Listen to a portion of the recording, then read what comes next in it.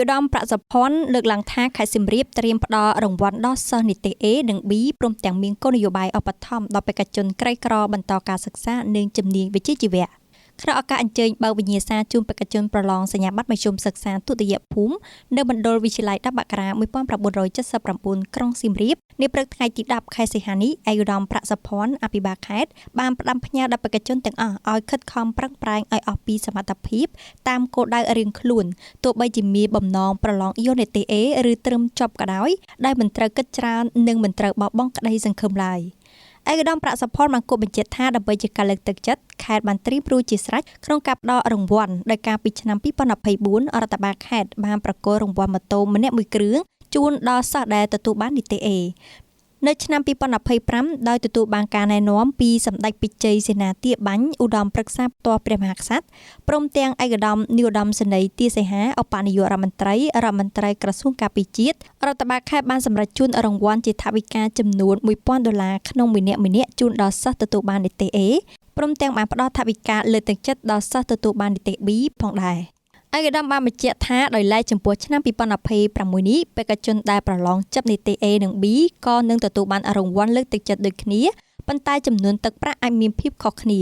បន្ថែមលើការលើកទឹកចិត្តដល់សិស្សពូកែឯកឧត្តមបានប្រកាសថាក្រុមការកិត្តគូយកចិត្តទុកដាក់ពីសម្ដេចធិបតីហ៊ុនម៉ាណែតខេត្តសៀមរាបមានគម្រោងពិនិត្យនិងយកចិត្តទុកដាក់ជាពិសេសទៅបេក្ខជនមកពីគ្រួសារមានជីវភាពខ្វះខាតសម្រាប់បេក្ខជនប្រឡងជាប់ប៉ុន្តែខ្វះខាតលទ្ធភាពបន្តការសិក្សារដ្ឋបាលខេត្តនឹងមានការគាំទ្រដើម្បីឲ្យពួកគាត់បានបន្តការសិក្សាបន្ថែមទៀតតាមការយកចិត្តទុកដាក់ពីសម្ដេចមហាបវរធិបតីលោកតែងតែណែនាំថាទី1មើលទៅលើគ្រួសារដែលខ្វះខាតនៅពេលដែលប្រឡងជាប់ទោះមិនមាននីតិអីក៏ដោយឲ្យតែមកជាប់ក៏បានដែរហើយនឹង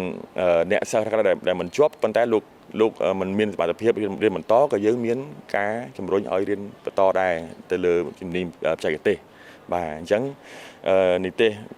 A ហើយនិង B យើងបានរង្វាន់ផងហើយអ្នកដែលប្រឡងជាប់ផ្សេងក៏យើងមានបួកសម្រាប់ពួកគាត់រៀនផងដែរបាទមិនទាំងអស់ហើយក៏ប៉ុន្តែសម្រាប់បងប្អូនដែលខ្វះខាតពួកអាហារូបករណ៍នេះច្រើនមានទាំងផលរដ្ឋបាលខេត្តផងមានទាំងនៅក្នុងប្រទេសផងមាននឹងក្រៅប្រទេសផងដែរតាមរយៈយុវជនផងតាមរយៈសាលាដែលគាត់បានប្រគល់ឲ្យយើងផង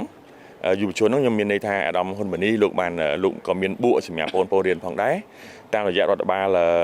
ខេត្តរបស់យើងនេះសហការជាមួយនឹងសាកលវិទ្យាល័យមហាវិទ្យាល័យផ្សេងៗហ្នឹងក៏ពួកគាត់ក៏បានប្រគល់ឲ្យយើងផងដែរអញ្ចឹងខ្ញុំគិតថាជាការជូនពរទេប៉ុន្តែបងប្អូនមកនេះកុំគិតច្រើនដឹងថាខំប្រឹងទៅសេអស់លទ្ធភាពបាទទោះជានីតិអីក៏ដោយឲ្យទៅជាប់មិនខុសគ្នាទេហើយកុំបារម្ភថាប្រឡងមិនជាប់ហើយធ្លាក់ហើយបានន័យថាជីវិតអស់ត្រឹមប៉ុណ្្នឹងអីវិស័យការសិក្សាអស់តែប៉ុណ្្នឹងមិនមែនទេយើងនៅមានច្រើនទៀតឯកឧត្តមក៏បានបង្ហាញថាសម្រាប់បេក្ខជនដែលប្រឡងធ្លាក់ប៉ុន្តែមានជីវភាពខ្វះខាតក៏នឹងទទួលបានការគាំទ្រនិងផ្ដល់ឱកាសឲ្យបន្តទៅសិក្សារៀនជំនាញបច្ចេកទេសផ្សេងៗដែលមានស្រាប់នៅក្នុងខេត្តផងដែរយើងកន្លងមកតាមរយៈក្រសួងតាមរយៈសម្ដេចធិបតីហ៊ុនម៉ាណែតលោកបានណែនាំហើយនឹងផ្សព្វផ្សាយច្រើនដូចយើងបានឃើញនៅតាមប៉ាណូរបស់យើងជាច្រើនដែលយើងបានផ្សព្វផ្សាយអំពីជំនាញបច្ចេកទេសនេះអញ្ចឹងបងប្អូនឬក៏បងមួយចំនួនដែលគាត់ចង់បានជំនាញបច្ចេកទេសគាត់អាចទៅរកសាលាយើងមាន2យើងមានសាលាដេជោរបស់យើងនៅជិតផ្លូវ80នេះហើយនឹងផ្លូវលេខ6របស់យើងផងដែរបាទហើយជំនាញ